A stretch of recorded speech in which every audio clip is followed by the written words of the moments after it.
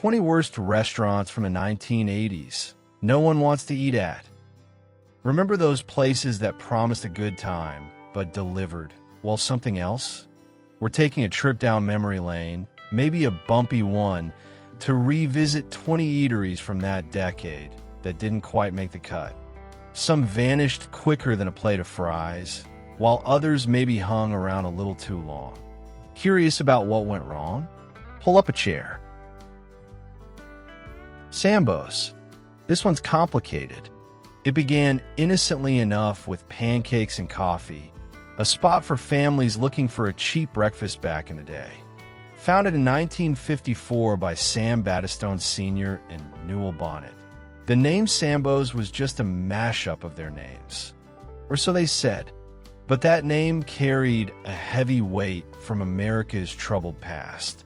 For years, especially through the 60s and 70s, the chain boomed, eventually hitting over 1,000 locations. It was the place for those bottomless coffee cups and syrup-sticky memories. However, as times changed and awareness grew thanks to the civil rights movement, the name became a serious problem, drawing protests and lawsuits. It wasn't just a name anymore. It was a painful reminder.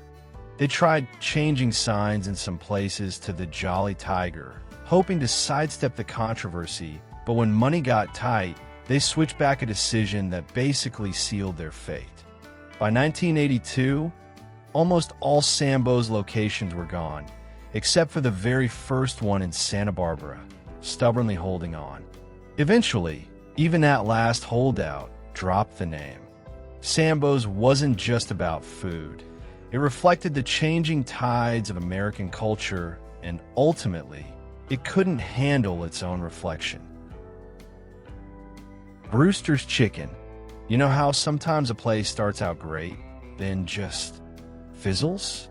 That was Brewster's Chicken. You'd think Frank Carney, the fella who helped get Pizza Hut off the ground, would have had the magic touch. But maybe lightning doesn't strike twice. Early on, Brewster's had that down-home comfort food thing nailed. Golden fried chicken, hearty burgers, and sides that felt like Sunday supper.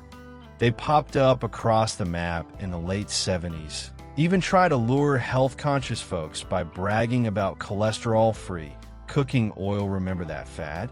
But as the 80s rolled in, things went south. It felt like they grew too big, too fast. Quality started to slip, service wasn't always friendly, and that home-cooked vibe began to taste a bit stale. Even when they tried to patch things up, people had already noticed. Word gets around when a restaurant loses its spark. Soon enough, tables were empty, and Brewster's just sort of faded into the fast food history books. It's a classic story, isn't it? Ambition getting ahead of execution, losing the soul that made it good in the first place. Sadly, they weren't the only chain from that time who bit off more than they could chew. Delights of America. Remember when healthy fast food tried to be a thing back in the 80s? That was the whole idea behind Delights of America, a chain that shot up like a rocket and then crashed just as fast. Launched in 1981 by Doug Shealy and Jeffrey Miller down in Georgia, the concept seemed smart on paper. Offer lighter burgers on high-fiber buns, baked potatoes instead of just fries, even lower-calorie cheese, and milkshakes. They wanted to give folks fast food without all the guilt. And for a minute there, it looked like they'd struck gold. The chain exploded, opening hundreds of locations in just a few years, fueled by investor excitement and a population just starting to think about calories. But maybe America wasn't quite ready for light-line beef patties. Or perhaps the taste just didn't measure up to the real greasy stuff folks craved.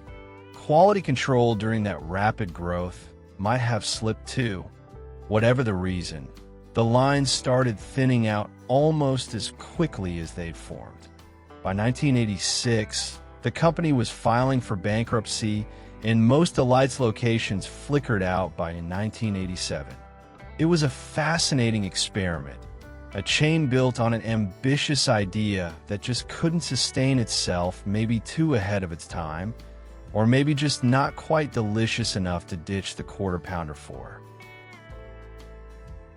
Arthur Treacher's fish and chips. Remember when getting fish and chips in a basket felt like a little trip across the pond? Arthur Treacher's Fish and Chips certainly tried to sell that idea right there in your local shopping center. Starting in Columbus, Ohio, back in '69, they brought that British pub grub feel right down to the faux newspaper wrapping to Main Street, USA. It wasn't just a flash-in-the-pan idea, either. Behind it were some folks who knew fast food, as Robert Davis, as Hartog, and even Dave Thomas, the Wendy's founder, all had ties to KFC's early days. They cleverly borrowed the name from Arthur Treacher, that English actor known for playing stiff upper-lip butlers in old movies, hoping to add a touch of class. And for a while it clicked. The chain grew fast, offering fried fish, chicken, and those crispy chips, carving out a niche in a world full of burgers. But then the '80s happened. Competition got fierce. Maybe the quality control slipped a bit, and that novelty started wearing off. Locations started disappearing, and now only a precious few remain. It's another tale of growing too big, tastes changing, and a concept that just couldn't keep swimming against the current. Sandy's. I bet somewhere in an old photo album, there's a picture of a kid with ketchup smeared on their face, holding a Sandy's burger and a milkshake. For many families, especially in the Midwest during the late '60s and early '70s, Sandy's felt like the little guy taking on the giants. It started in 1956, born from some disgruntled McDonald's investors in central Illinois. Think of it as McDonald's rebellious cousin. Similar cheap burgers, hand-spun shakes, paper hats, but with a strong independent streak. They insisted each franchise be owned by the operator. A nice idea, but tricky to manage. Some Sandy spots were great, full of local charm. Others?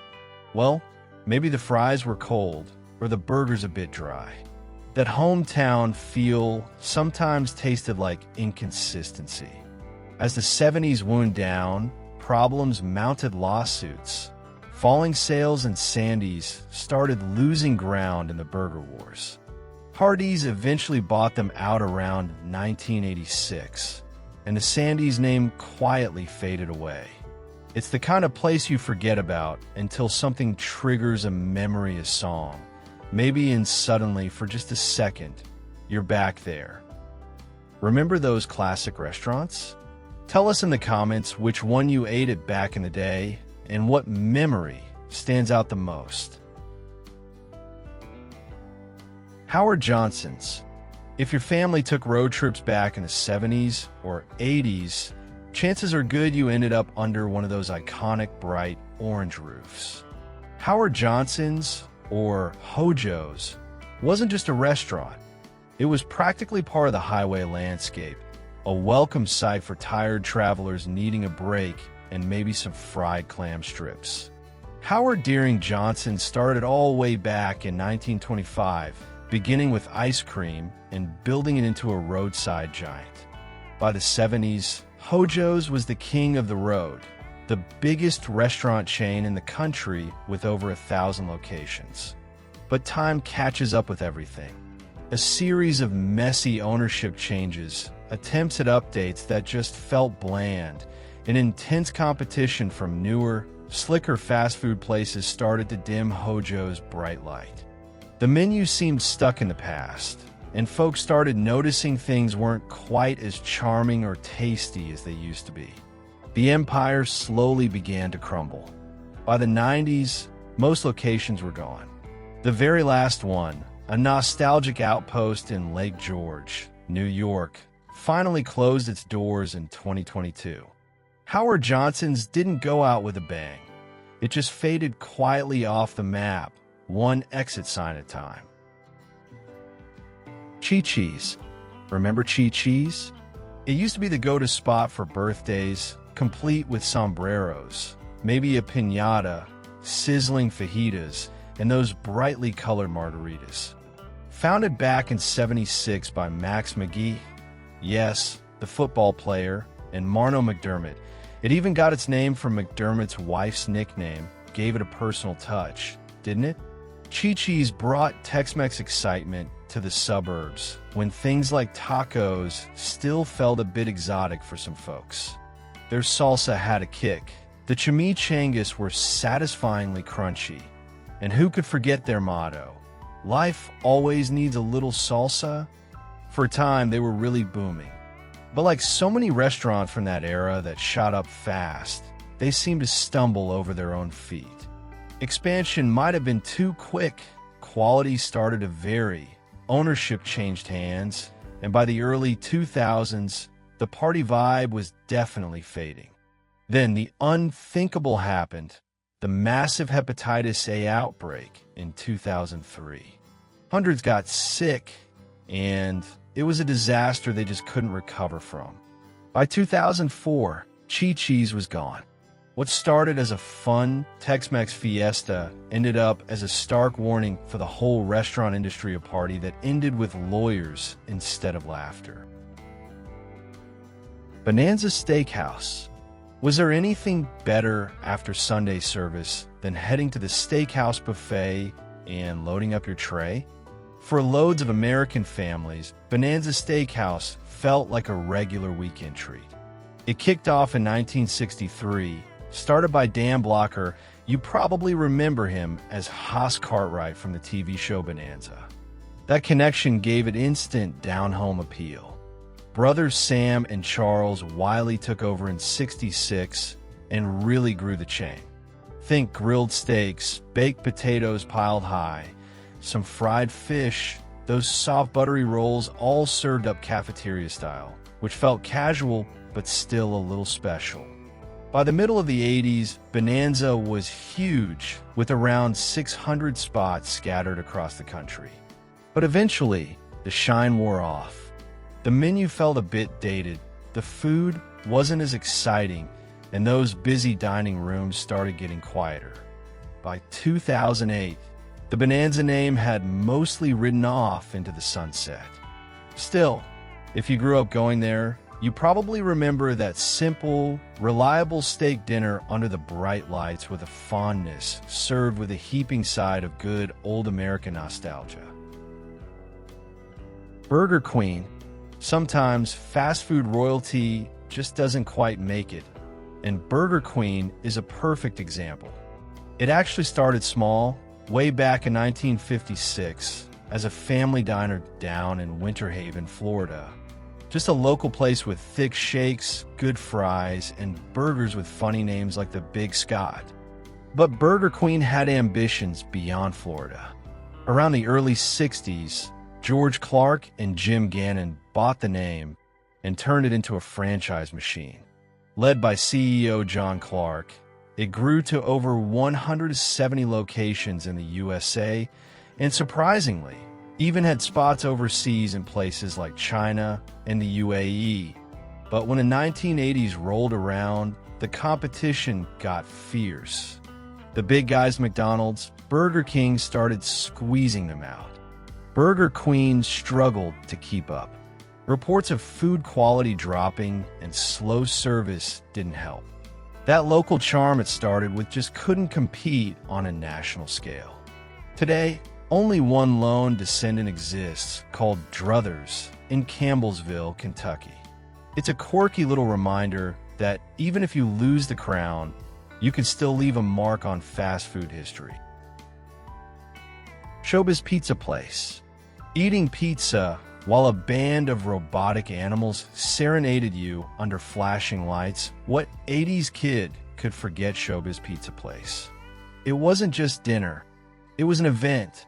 Founded in 1980 by Robert L. Brock, with those amazing animatronics created by Aaron Fechter's creative engineering, ShowBiz was way more than your average pizza parlor. It was like an arcade, a concert venue, and maybe a slightly bizarre dream all rolled into one. Let's be real, the pizza and games were secondary.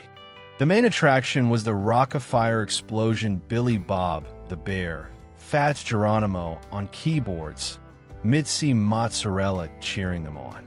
Those robots sang, blinked, and moved in ways that felt almost real, creating pure magic for kids. But the entertainment world changes fast. In 1984, ShowBiz ended up merging with its old rival, Pizza Time Theater. Yep, Chuck E. Cheese's place. By the early 90s, the ShowBiz name was gone. The Rock-afire band was either retired or sadly converted into Chuck E. Cheese characters. A little bit of childhood wonder just vanished into a corporate merger. But for anyone who celebrated a birthday there, dancing in front of that stage with sticky fingers and wide eyes, ShowBiz Pizza is more than just a faded memory. It's a cherished, slightly robotic piece of our collective childhood. York Steakhouse. My dad still tells a story about the time his knife practically bounced off a sirloin at York Steakhouse. Brings it up every Thanksgiving. Did you ever have a meal there that felt like you were trying to saw through shoe leather? But hey, back in the 70s, York was the place you went for a steak dinner on the cheap. No fancy clothes or reservations needed. It started in Columbus, Ohio, in 1966, thanks to Eddie Grayson and Bernie Gross. It really took off after General Mills bought it in 1977. At its height, there were close to 150 York steakhouses, mostly tucked into malls or shopping centers. You'd grab a plastic tray, slide down the line, and load up on steak, rolls, and sides. It was cafeteria dining meets affordable steak night.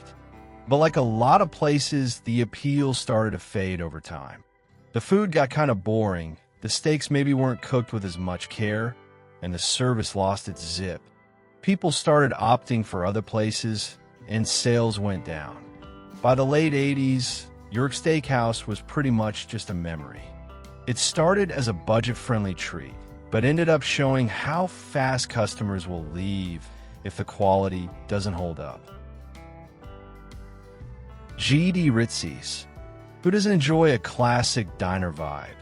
Maybe with chili, serve a bunch of different ways. That was the appeal of G.D. Ritzy's when it launched in Columbus, Ohio, back in 1981.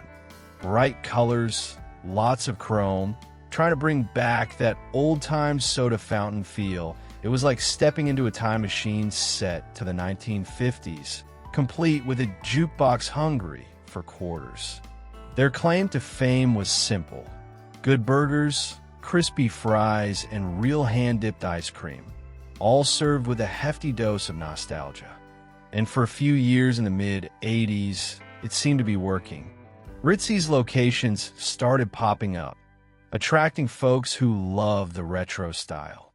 But sometimes style isn't enough. Behind a shiny chrome, problems started showing. Word got around that the food quality wasn't always consistent. Maybe the burgers weren't as juicy, or the fries were a little sad. Plus, competition in the fast food world was heating up, with chains offering faster service or just plain better food.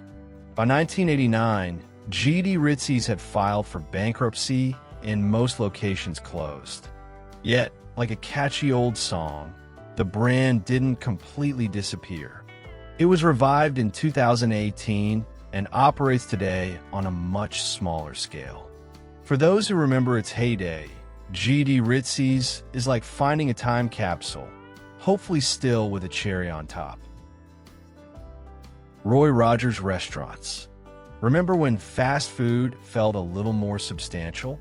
Roy Rogers Restaurants rode onto the scene offering roast beef, fried chicken, and burgers, all seemingly cooked fresh, not sitting under heat lamps forever.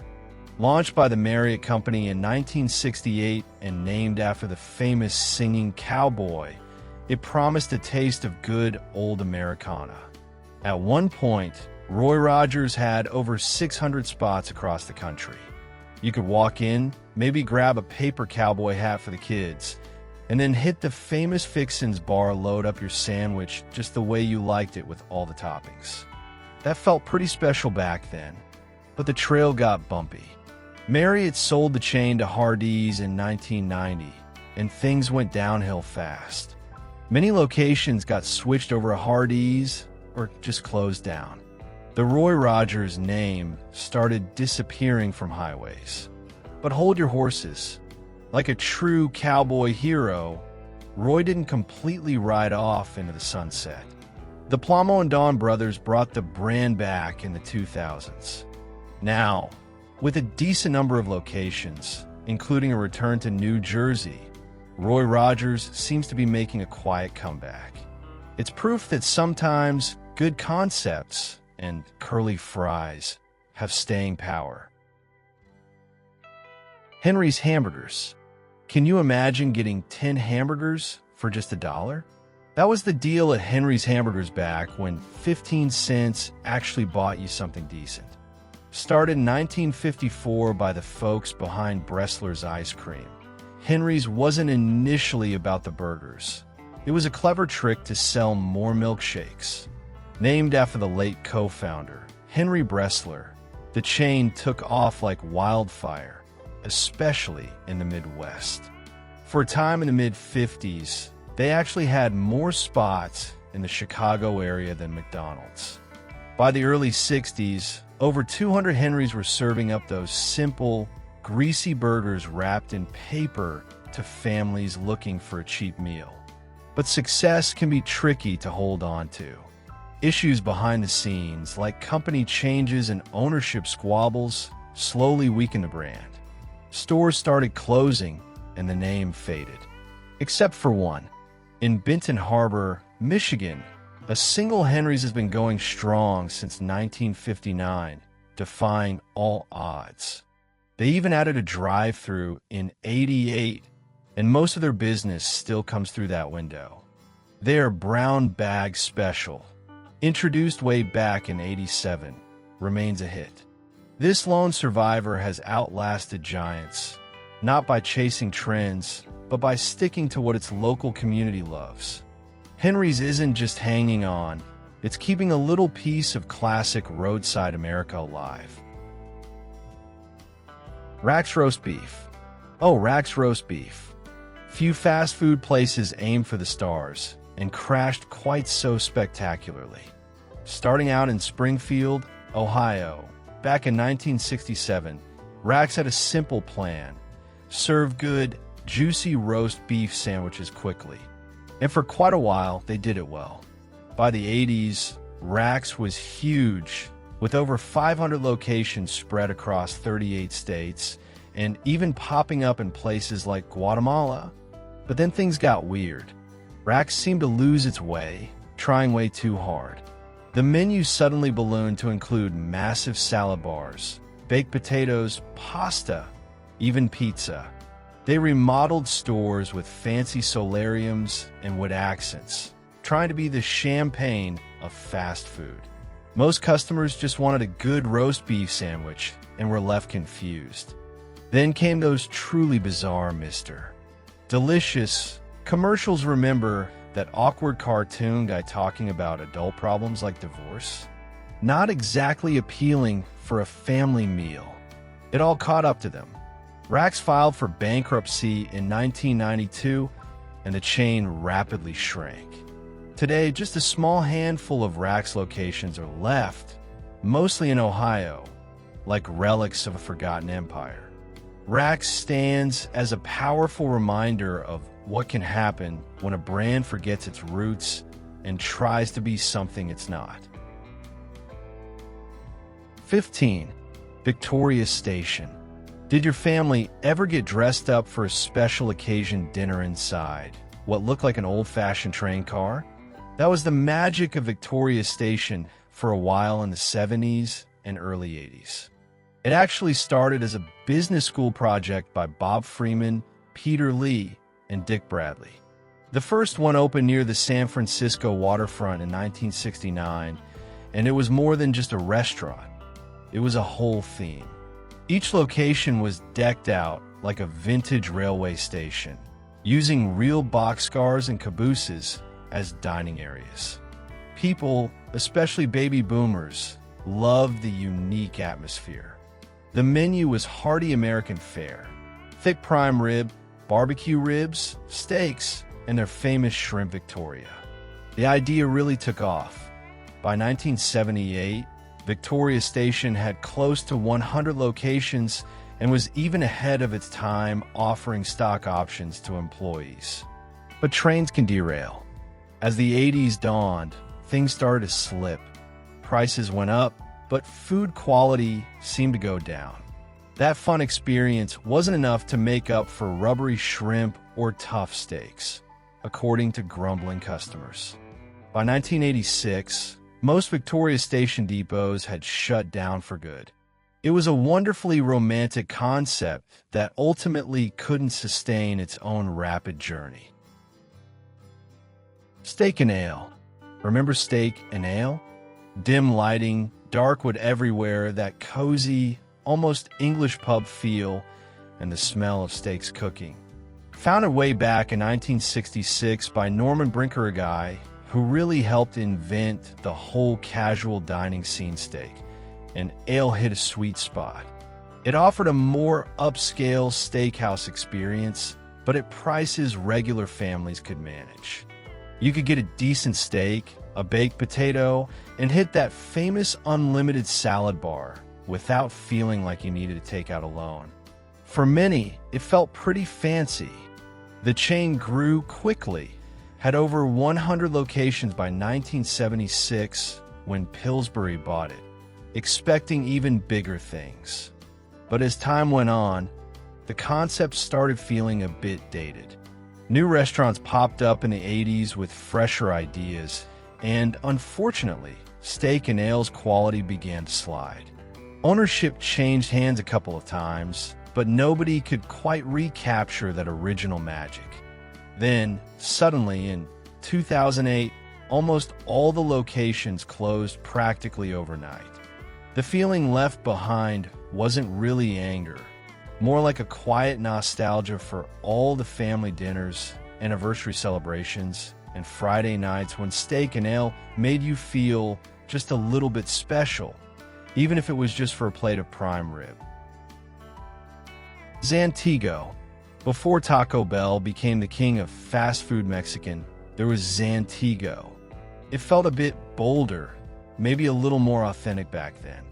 Starting as Zapata in Minneapolis in 1969, Zantigo wasn't just another taco place. They had things like spicy cholitos, remember those? Hefty taco burritos, and those addictive chips, and cheese loaded with hot nacho cheese. It really hit the spot if you wanted something different from the usual burger chains. By the mid-70s, Zantigo was doing great with over 80 locations, looking like it could be the next big thing. But then in 1986, disaster struck for fans. PepsiCo, which already owned Taco Bell, bought Zantigo. Instead of running both, they decided to merge Zantigo into Taco Bell. Just like that, the Zantigo name disappeared from most towns, taking its unique menu items with it. But wait, the story has a twist. In the mid-90s, a former manager revived the brand back in the Twin Cities area, bringing back those beloved recipes with passion and independence. Today, just 4 Zantigo locations still operate in Minnesota like little pockets of delicious history. For those who remember it, or are lucky enough to live near one now, Zantigo offers a tasty bite of what might have been. Bennigan's. If any place captured the slightly chaotic but comfortable vibe of 80s casual dining, it was Bennigan's. You know the look? Lots of fake Irish pub stuff, dark wood booze perfect for hiding in, and a menu loaded with guilty pleasures like huge platters of mozzarella sticks, or that legendary Monte Cristo sandwich. It was another creation from restaurant pioneer Norman E. Brinker, launched with the backing of Pillsbury. For a long time, Bennigan's wasn't just a place to eat. It was where you went after work for happy hour, celebrated small victories, or maybe just hung out on a Friday night. But things started to go downhill after Grand Metropolitan bought Pillsbury in 1989. The brand just seemed to lose its way. Management didn't seem to keep things fresh. The food maybe lost some of its appeal, and customers started noticing. Newer chains came along with brighter decor, maybe healthier options, or just better service, making Bennigan's feel a bit tired and out of date. After struggling for years with declining sales, the chain declared bankruptcy in 2008, closing almost all its U.S. spots. A few still exist here and overseas, but they often feel like stepping back in time. Bennigan's didn't really crash and burn. It just sort of faded out booth by empty booth, taking a whole lot of happy hour memories with it. Gobbler's Supper Club. Have you ever been to a restaurant so uniquely strange it felt like you were dining inside a psychedelic turkey? That was the one and only Gobbler's Supper Club. Opened in 1967 off Highway 26 in Wisconsin, this place was definitely more than just a restaurant. It was an experience, and maybe a slightly weird one. Part of the bigger motel complex owned by Clarence Hartwig, the Supper Club's design was unforgettable. Wild, swirling carpets, dining areas that actually rotated, yes, spun, and color choices that were pure late 60s/early 70s funk. The menu was pretty standard American fare, lots of turkey, naturally, plus prime rib and classic sides. But while the decor made your head spin, the food apparently didn't impress many people. Reviews often called it bland or uninspired, more like basic cafeteria food than fine dining. As people's tastes evolved and maybe the novelty wore off, the crowds thinned out. By the early 90s, the spinning dining room was mostly spinning for empty chairs. Clarence's son, Clyde, finally pulled the plug in 1992. The Gobbler might be long gone, but it remains a legendarily weird and wonderful footnote in American roadside history, a place where the kitsch was definitely the main course. Long before today's giants dominated, unique regional chains like Royal Castle, ShowBiz Pizza, and Howard Johnson's dotted the landscape. This video explores 20 forgotten fast food and restaurant brands, from pioneers like Childs to cult favorites like Farrell's. Let's uncover their stories, signature offerings, and why they ultimately faded away. Before fast food was fast, remember Childs? Alright, let's rewind the clock way back, even before the Golden Arches started dotting the landscape. There was a genuine trailblazer in the American restaurant scene called Childs. Kicking off in New York City way back in 1889, Childs wasn't just another eatery. It was one of the very first restaurant chains this country ever saw. Now, what made Childs revolutionary for its time? It was their almost obsessive focus on things we take for granted now. Sparkling clean kitchens and dining areas, reliable food that tasted the same no matter which location you visited, and efficient, organized service. Think about it, they were laying down the blueprint that future fast food giants would eventually build upon. And boy, did they grow.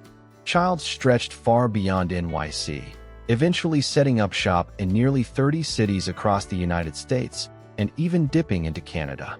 During their heyday in the 1920s and 30s, they boasted around 125 bustling spots. It offered folks a dependable dining experience. But, as the story often goes, times changed. New competitors emerged. Childs tried to adapt, bringing in novelties like hot dog machines and even chefs flipping pancakes out where everyone could see. While maybe fun, these efforts couldn't reverse the tide. The business slowly dwindled, and by the late 1960s, this pioneering chain had closed its doors for good. Still, Childs definitely helped shape the way we all eat out today.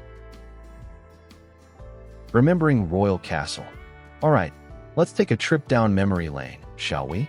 Way before the Golden Arches seemed to be on every corner, there were unique regional spots that really had character.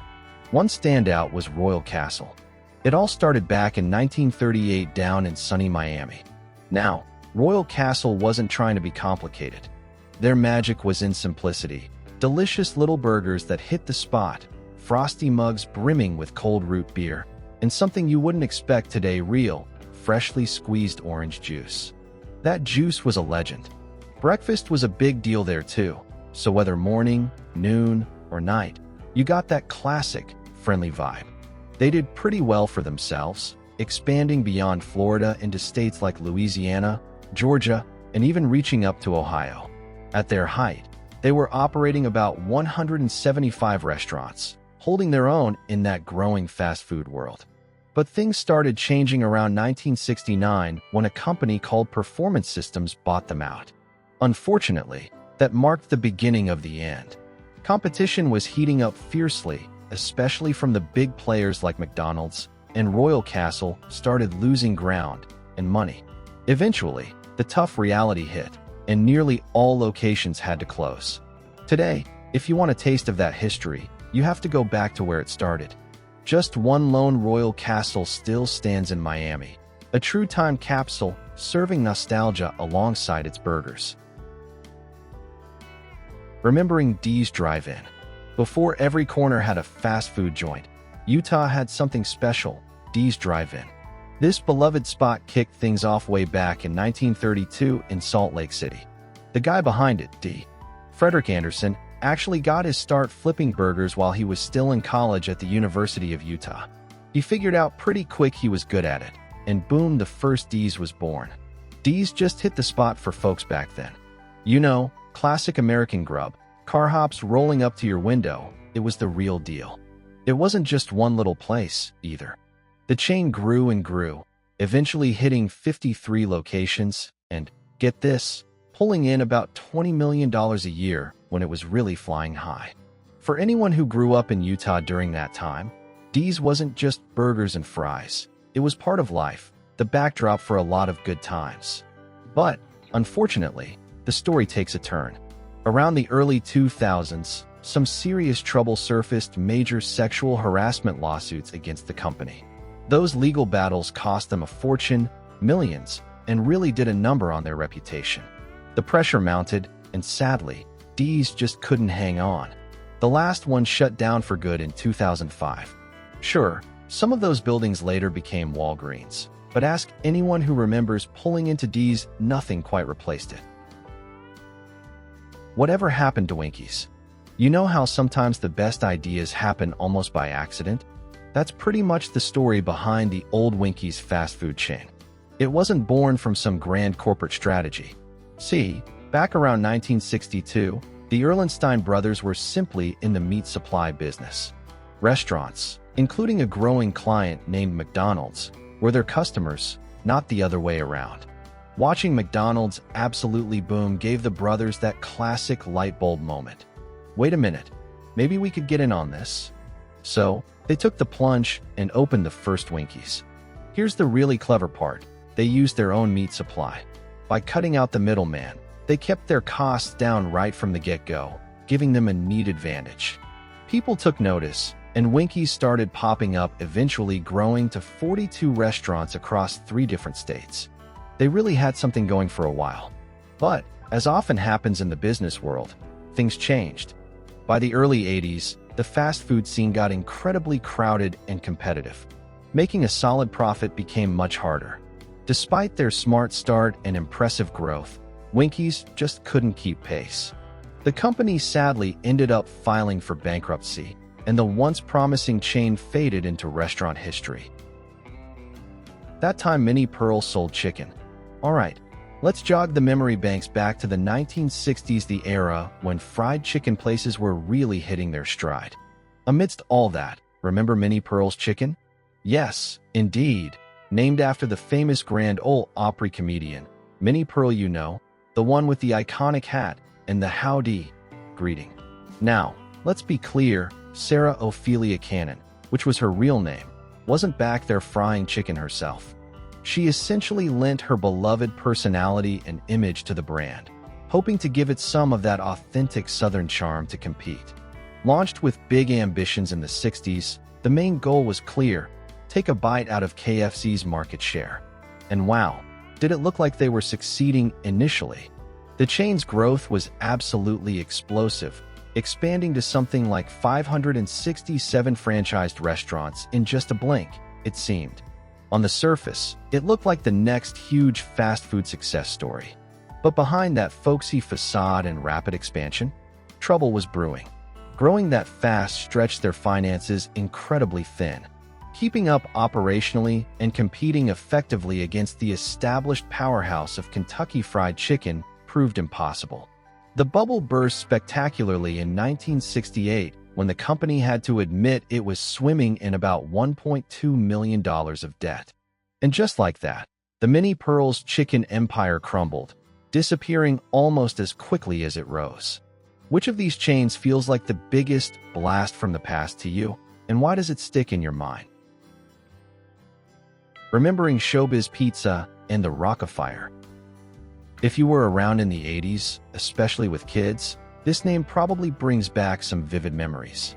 Launched back in 1980, thanks to Robert Brock and the wizards at Creative Engineering, ShowBiz was this incredible mix: hot pizza, a sea of blinking, bleeping arcade games, and the main event, those animatronic shows. They exploded onto the scene, eventually hitting about 280 locations nationwide during that peak arcade restaurant craze. But you gotta remember, the absolute showstopper, the thing that made ShowBiz truly unique, was the Rock-a-Fire Explosion Band. These weren't just jerky robots. They felt alive, putting on a real show that, let's be honest, kind of blew Chuck E. Cheese's band out of the water back then. They were the soul of the place, genuinely mesmerizing kids while parents could maybe snag a moment's peace. Operating out of Irving, Texas, ShowBiz perfectly captured that early 80s energy. But even the best gigs end. As the initial arcade hype cooled and financial troubles crept in during the early 90s, keeping the lights on got tough. The inevitable happened in 1992. They merged with their competitor, Chuck E. Cheese. Gradually, all those ShowBiz locations got a makeover, and the Rock-a-Fire magic faded into legend. Still, what a time, right?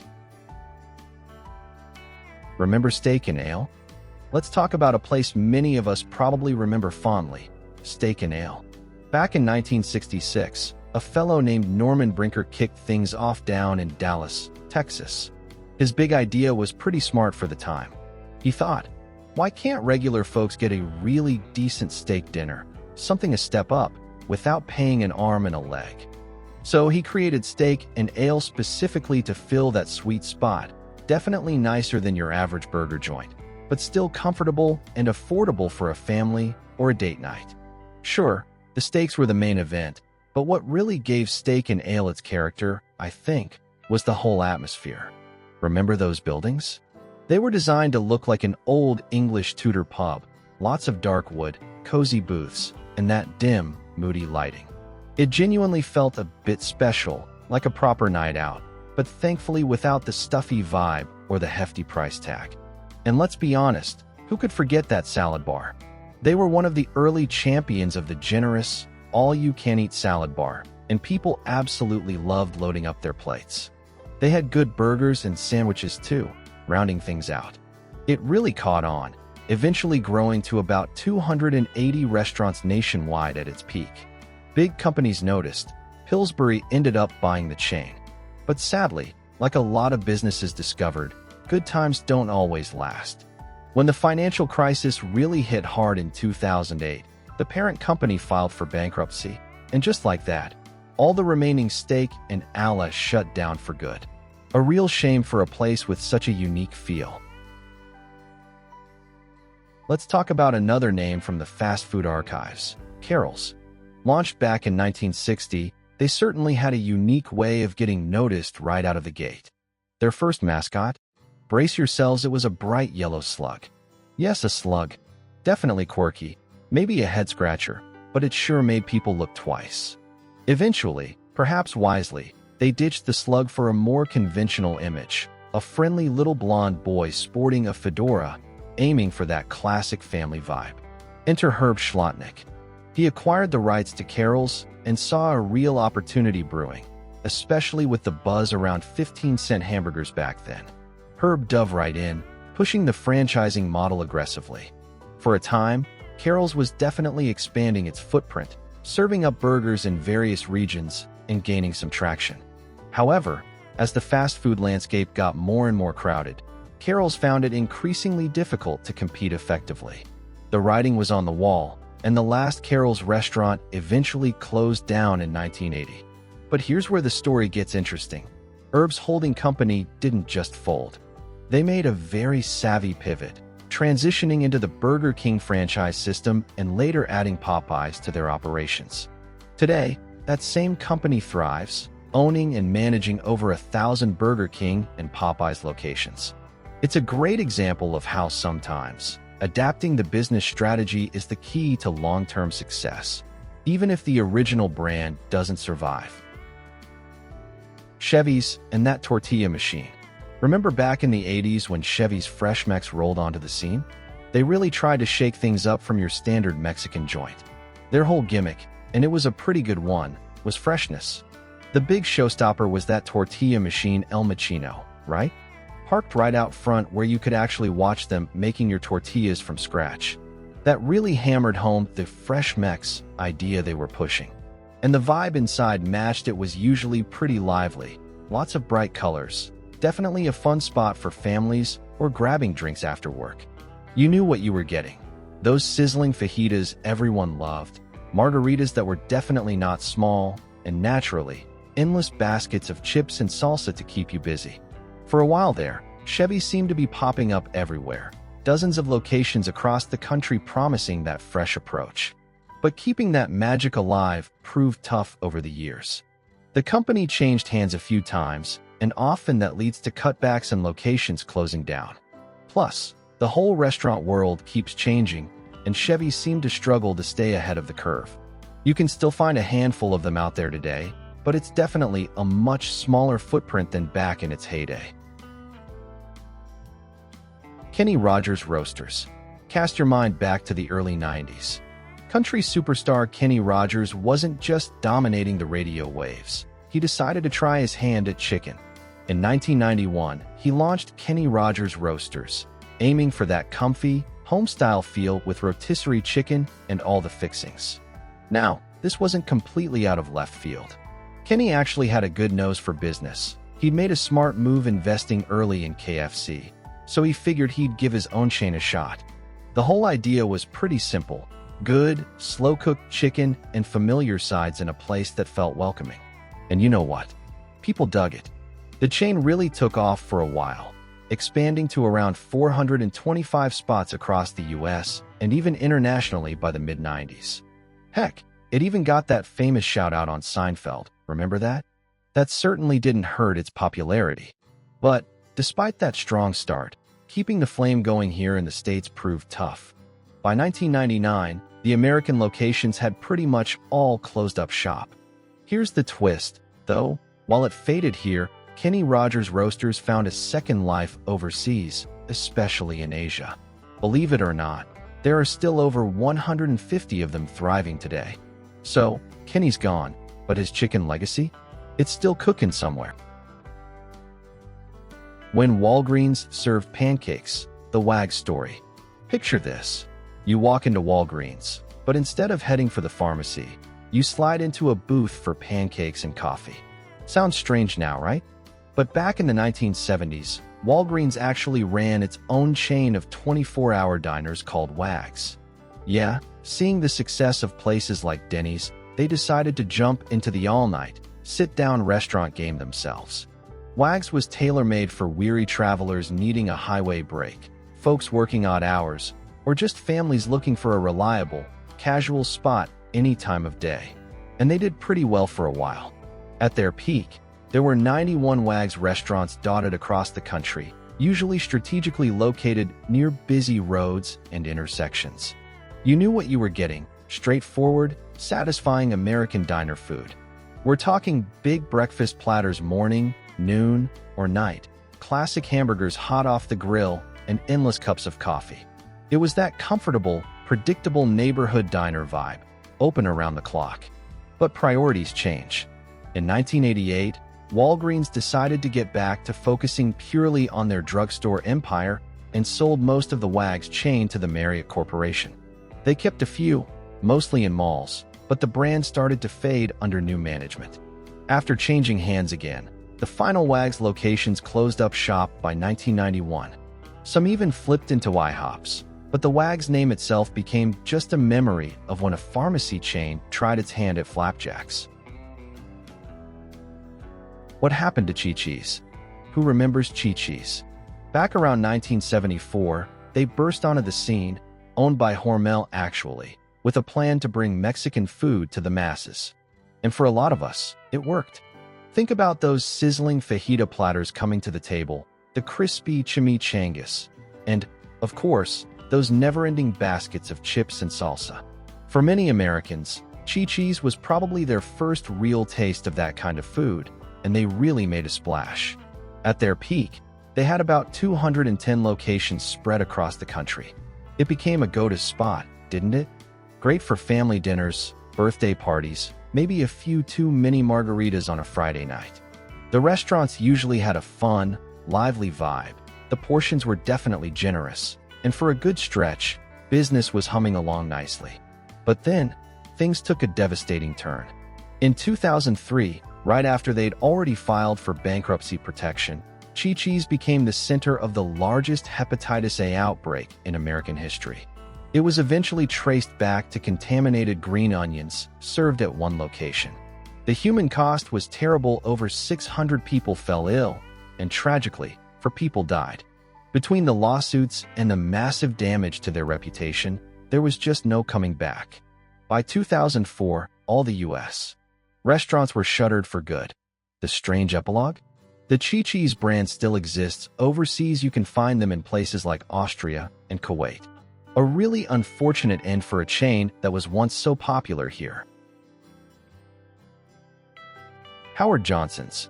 Before there was McDonald's, before the golden age of drive-thrus, there was Howard Johnson S.A., a true pioneer in American roadside dining. It all began in 1925 with a modest soda stand in Quincy, Massachusetts. The man behind it, Howard D. Johnson, had a simple goal: offer quality food at a fair price.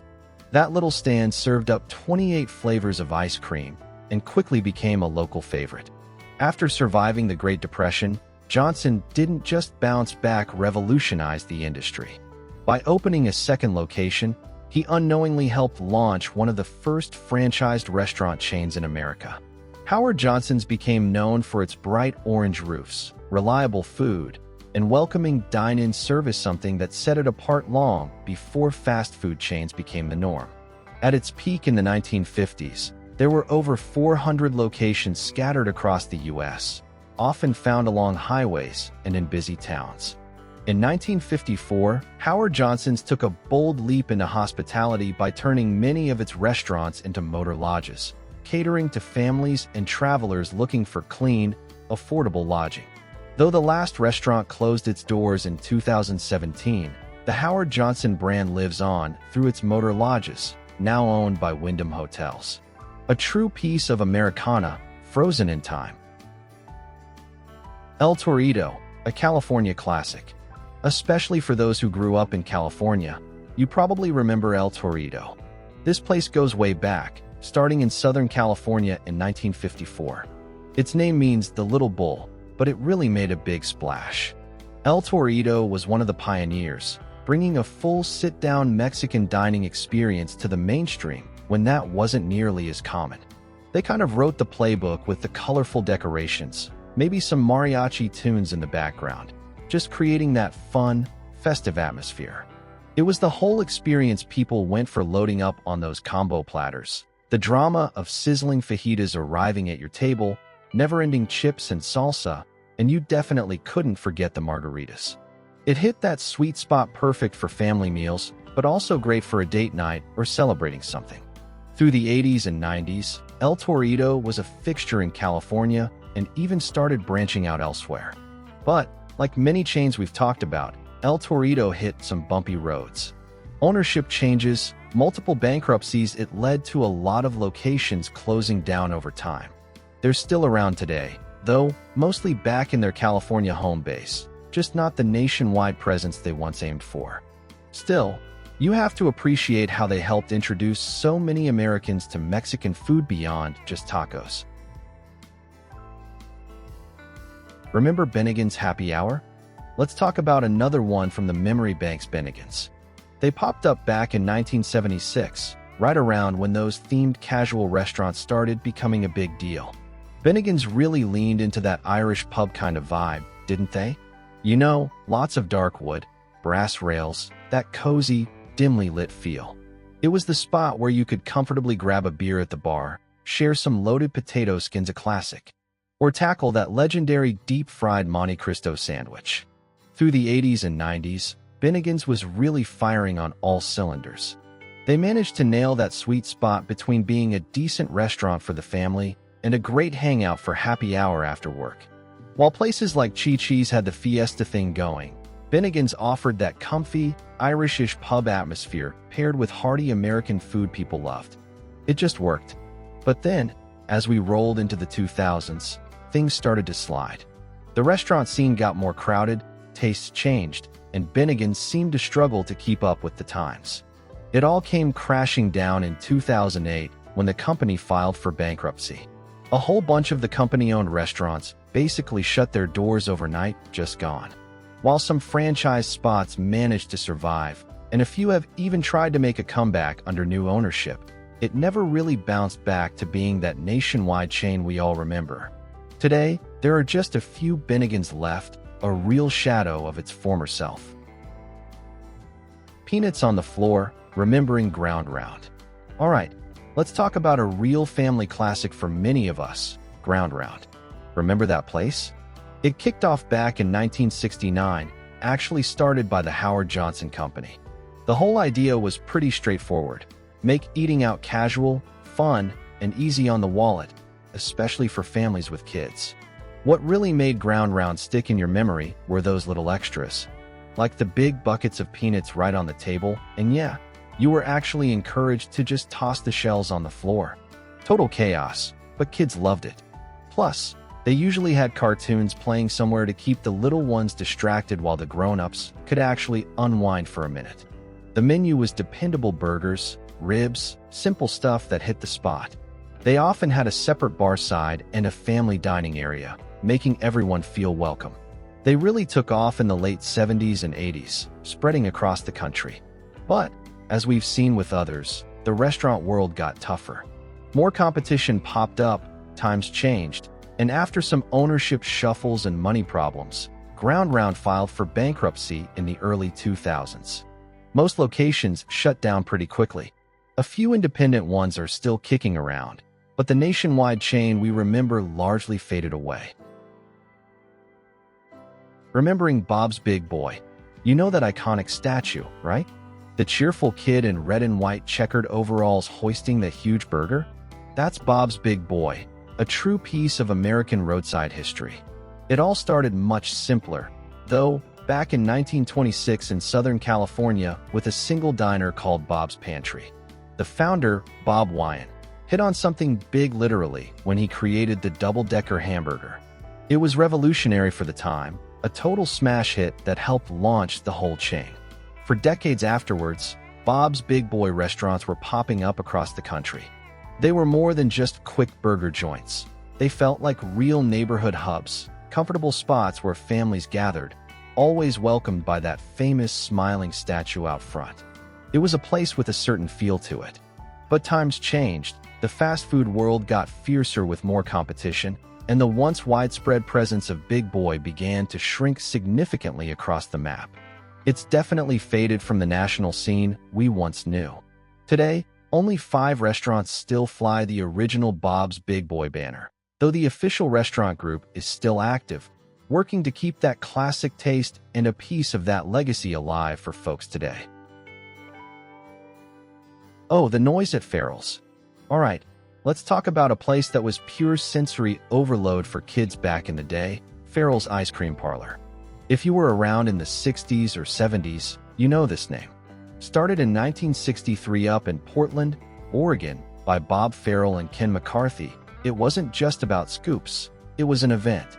Imagine stepping into a whirlwind of early 1900s charm player pianos banging out tunes, staff zipping around in those classic striped vests and straw boater hats. It felt less like a restaurant and more like a joyous, time-traveling party.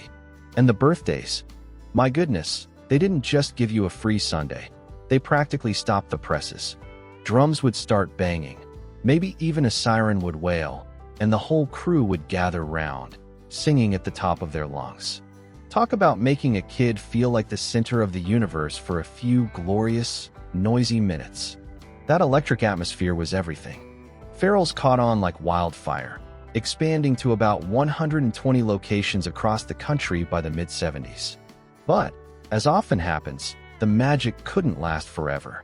Economic shifts in the 80s took their toll, and locations gradually vanished. The very last holdout, in Brea, California, closed in 2019. Marcus Lemonis holds the brand now. Maybe someday that sweet chaos will return. It's funny how things change, isn't it? What's one thing you think today's fast food places are missing compared to those spots we grew up with? Don Pablo's Fiesta fades. Alright, let's talk Tex-Mex memories. Remember Don Pablo's? They burst onto the scene back in 1985 and really aimed to bring the party along with the fajitas. Going there wasn't just dinner. It felt like a bit of an event, didn't it?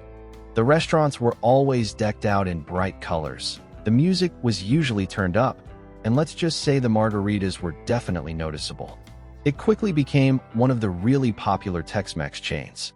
People loved watching those fresh tortillas being made, the sizzle of the grilled meats, and those big platters piled high with nachos or enchiladas. It was that reliable spot for family birthday dinners or maybe grabbing drinks and appetizers with coworkers after a long day. At their peak, they had locations scattered all over, all pushing that high-energy, flavorful vibe. But behind all the sizzle, the business side started to struggle. The company changed hands multiple times and seemed to battle ongoing money problems and mismanagement. They tried rebranding or tweaking things a few times, but couldn't quite recapture the magic or keep pace with competitors. After a couple of bankruptcy filings, the music finally stopped in 2019 when the last few Don Pablo's restaurants closed their doors for good. Gridiron and Grills, Gino's Hamburgers. Alright, football fans might remember this name, Gino Marchetti.